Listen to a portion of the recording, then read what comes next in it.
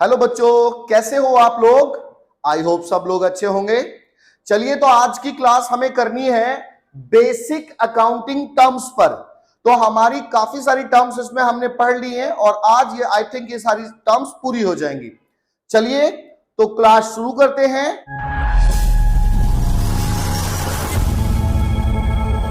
हाँ तो बच्चों, आज हम पढ़ रहे हैं सबसे पहले डिस्काउंट। ये हम पढ़ रहे हैं डिस्काउंट। अब ये डिस्काउंट क्या होता है? हालांकि डिस्काउंट सब लोग जानते हैं, है ना भाई। जब भी हम कहीं कुछ खरीदने जाते हैं तो उनसे डिस्काउंट मांगते हैं। आजकल तो सबसे पहले उस पे भी डिस्काउंट, सेल चल रही होती है, डिस्काउंट, तो ये सब चलता होता है। तो डिस्काउंट मेनली होता है किसी भी चीज का जब हम प्राइस होता है उसके प्राइस में रिडक्शन, यानी कि रिड्यूस हो जाता है, कम हो जाता है। तो हम कह सकते हैं discount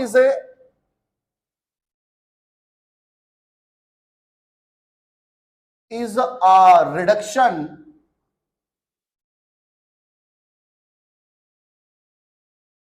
in price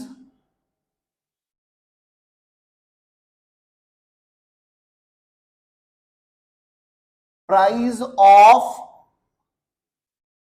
sale of goods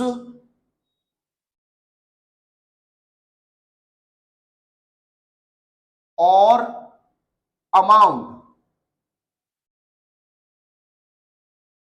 देखिए, जब हम कभी भी मटेरियल खरीदते हैं या बेचते हैं या किसी से पैसे लेते हैं या पैसे देते हैं, तो उस टाइम पर यदि हम डिमांड करते हैं भाई हमें थोड़ा डिस्काउंट दे दो, तो हम थोड़ा, हमें कुछ छूट मिल जाती है, तो उसे हम डिस्काउंट कहते हैं। ऐसे ही पैसे लेते समय कई बार हमसे डिस्काउंट के लिए कहता है कोई कि भाई देखो हम आप पेमेंट कर दो, हम पेमेंट कर रहे हैं आपका, थोड़ा हमें डिस्काउंट दीजिए। तो हम कहते हैं चलिए आप इतना कम दे दीजिए, वो हमारा डिस्काउंट होता है। अब इसमें जो डिस्काउंट भी होता है, डिस्काउंट तीन तरीके से होगा। देखिए, जो डिस्काउंट होगा वो तीन तरीके से होगा। पहला, trade discount.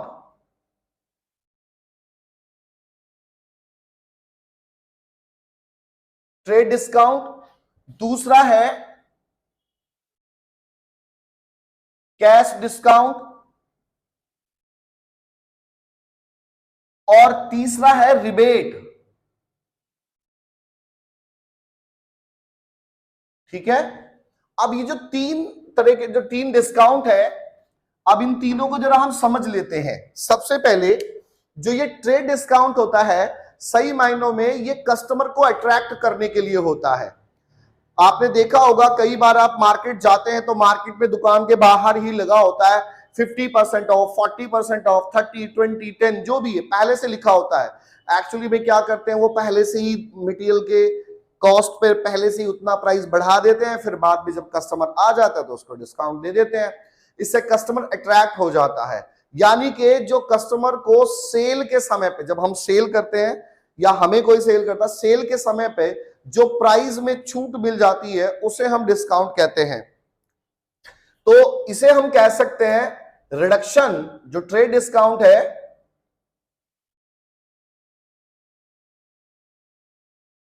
In price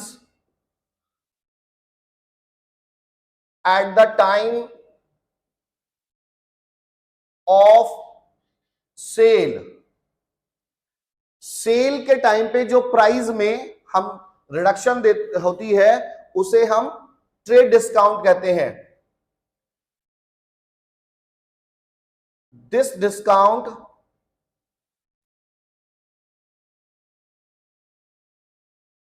is not shown in the books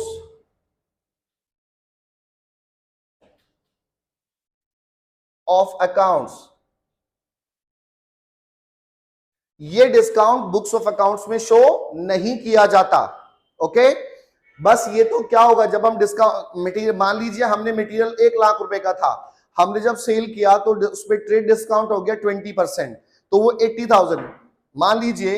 अब देखिए 1 लाख रुपीज का है ये, 1 लाख रुपीज में हमने उसका प्राइस लिखा, हमने कहा भाई 20% ऑफ है, तो इसमें इसका 20% आ गया 20,000। वो इसमें से लेस किया, अब हमने इस मटेरियल को 80,000 का बेच दिया, तो हम अपनी बुक्स में 80,000 नोट करेंगे, ना कि 1 लाख या 20,000 का कोई जिक्र नहीं करेंगे। तो ये हमारा शो नहीं होगा ट्रेड डिस्काउंट। लेकिन अब आती है बात कैश डिस्काउंट की। जो कैश डिस्काउंट होता है,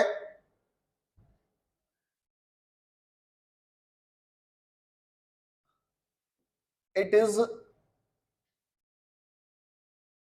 a reduction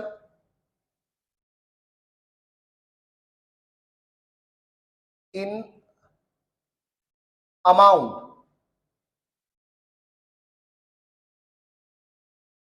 at the time of payment or receipts.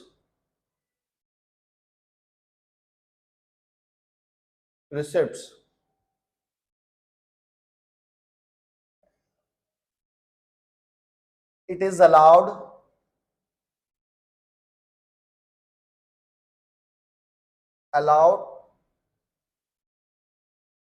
due to timely payment.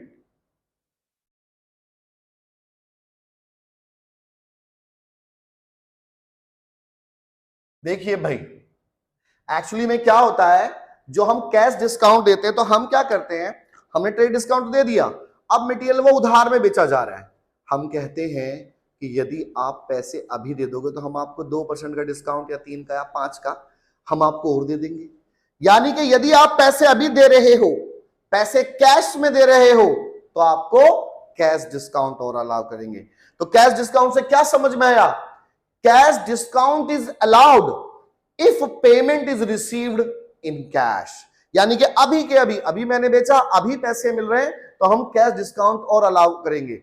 इससे हमारा पेमेंट टाइमली हमें मिल जाता है, इसलिए हमारा कैश डिस्काउंट अलाउ किया जाता है। ओके, अब बात आती है रिबेट की।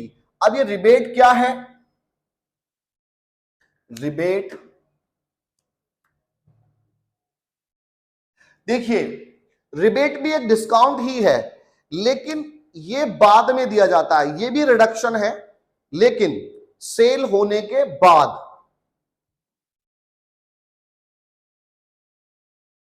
It is a reduction in amount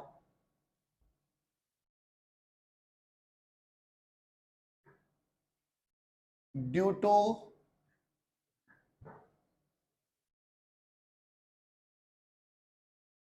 poor quality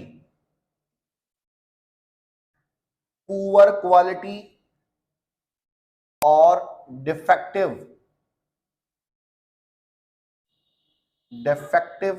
material sold.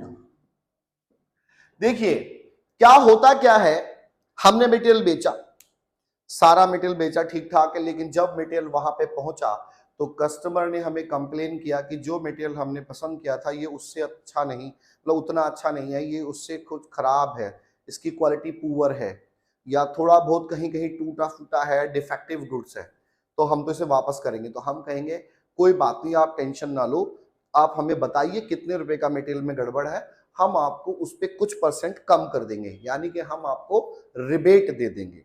तो वो भी जिस तरह से डिस्काउंट ही है, but that is rebate. Okay बच्चों, तो देखिए 3 बातें हुई। एक होता है ट्रेड डिस्काउंट, ये है कस्टमर को अट्रैक्ट करने के लिए ताकि कस्टमर हमारी दुकान के अंदर आ जाए, ठीक है। उसके बाद ये सेल के समय पे दिया जाता है। ये कैश डिस्काउंट होता है eight the time of payment, यानी कि हम कहेंगे भाई अगर तुम पैसे अभी दे दोगे ना तो हम आपको ना इतना कैश डिस्काउंट दे देंगे। कई बार हम पेमेंट दे रहे होते तो हम कहते हैं अगर आपने मुझे इतना डिस्काउंट दे देना मैं पैसे अभी दे दूंगा, तो वो भी आपका कैश डिस्काउंट हुआ। और रिबेट होता है यदि आपके मटेरियल की क्वालिटी अच्छी नहीं है और मटेरियल कस्टमर कंप्लेन कर रहा है तो हमें उसे कुछ डिस्काउंट ऑफर करना पड़ता है, that discount is called rebate. Okay, अच्छा अब बात करते हैं, डिस्काउंट हो गया, इससे नेक्स्ट आ जाते हैं। हाँ जी, अब हम पढ़ रहे हैं बैड डेट्स।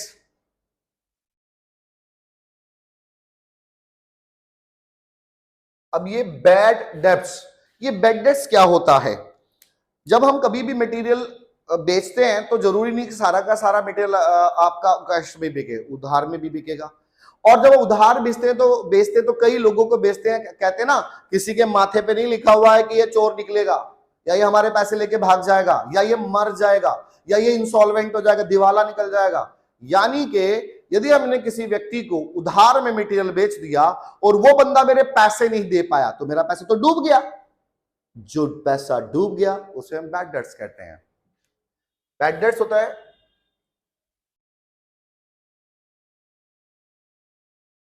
अमाउंट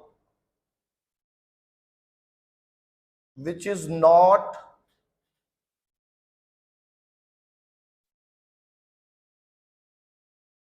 recoverable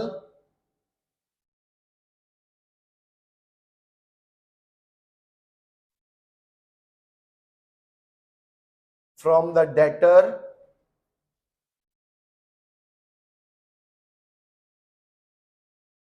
देखिए, एनी अमाउंट, जो अमाउंट हमारी रिकवरेबल नहीं है डेटर से, वो हमारा बैड डेट्स हो जाता है, क्योंकि ये मर जाता है। ये हमारा प्योरली लॉस होता है क्योंकि पैसा मर गया, तो ये हमारा एक्सपेंस होता है। तो with any amount which is not recoverable from the debtor.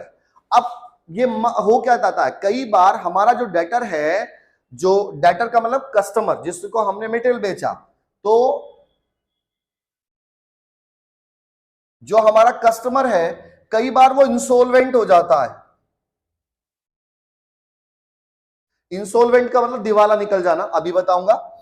अच्छा, उसके बाद या फिर उसकी डेथ हो जाती है, भाई वो मर ही गया तो अब कैसे पैसे ले हम, है ना।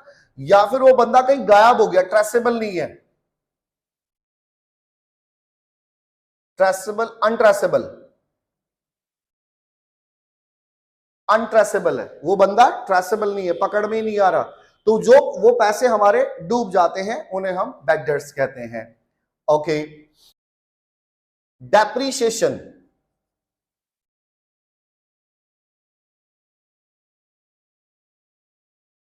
हाँ जी, डेप्रीशिएशन क्या होता है, fall in the value of asset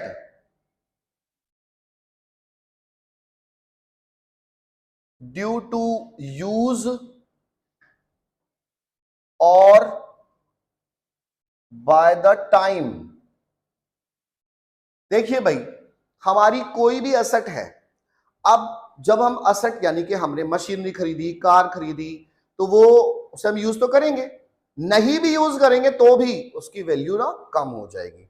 अब सपोज करो आपने कार खरीद ली, अब कार की जो कीमत है वो आपने खरीदी 10 लाख रुपीस की, ठीक है। अब धीरे धीरे इसको चलते चलते हो गया 1 ईयर।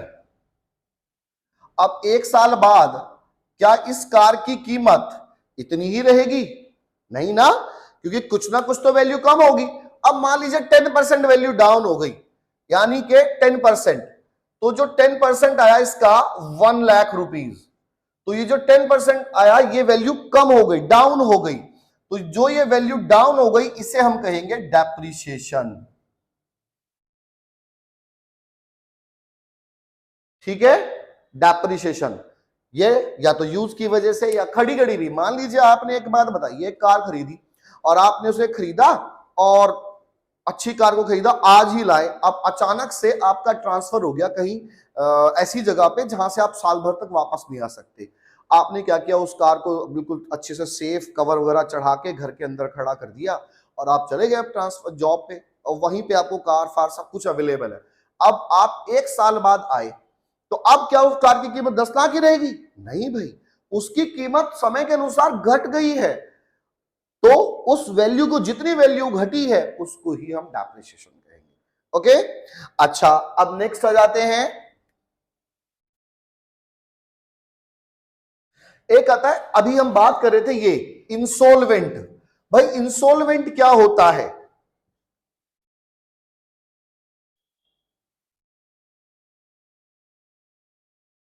देखो, इंसॉल्वेंट वो व्यक्ति होता है जिसको हम देसी भाषा में कहते हैं जिसका दिवाला निकल गया। जो अपने कर्जों को पे ना कर सके। बैंकक्रप्ट आपने सुना होगा, ठीक है। A person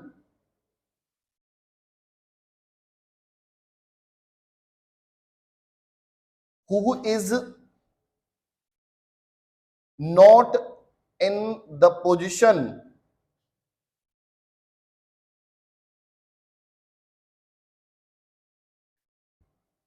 to pay his debts, वो व्यक्ति जो अपने डेब्ट्स को पे करने की पोजीशन में नहीं है।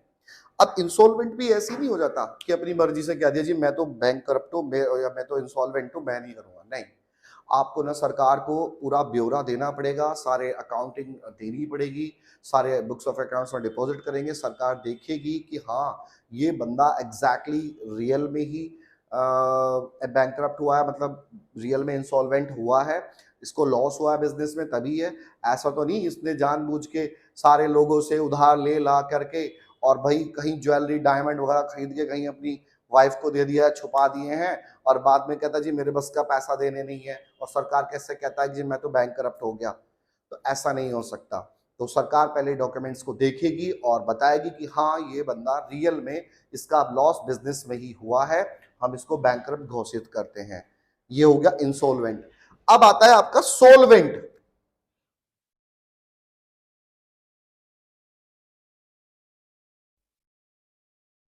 तो भाई सोलवेंट इसका अपोजिट, वो पर्सन जो अपने पैसे दे सके। A person who is in the position to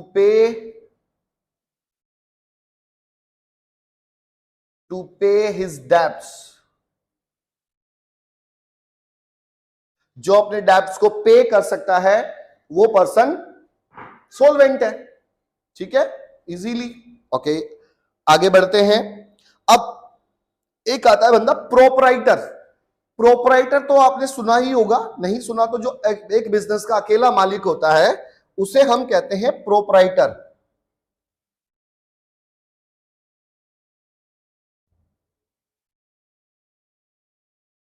proprietor single owner, एक शब्द में कहेंगे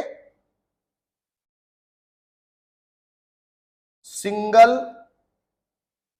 ओनर ऑफ द बिजनेस। जो बिजनेस का सिंगल ओनर होता है उसे प्रोपराइटर कहते हैं। ठीक है, एक अकेला मालिक, जैसे भाई मालिक एक से ज्यादा है तो पार्टनर हो गए, एक मालिक है प्रोपराइटर है ना। तो जो एक बिजनेस का सिंगल ओनर होता है उसे हम प्रोपराइटर कहते हैं। ओके बच्चों, तो इन सब को तैयार करें, ये आपकी बेसिक अकाउंटिंग टर्म्स पूरी हो जाती हैं। यदि किसी को कोई स्पेशल टर्म है पढ़ते टाइम पता लगा कि अरे ये तो मुझे समझ में नहीं आई, वो मुझे कमेंट सेक्शन में कमेंट कर सकता है, मैं उसको एक्सप्लेन करके उसके लिए वीडियो स्पेशली पर्सनली भी भेज दूंगा। ओके बच्चों, चलिए आप इसको तैयार कीजिए। Bye bye.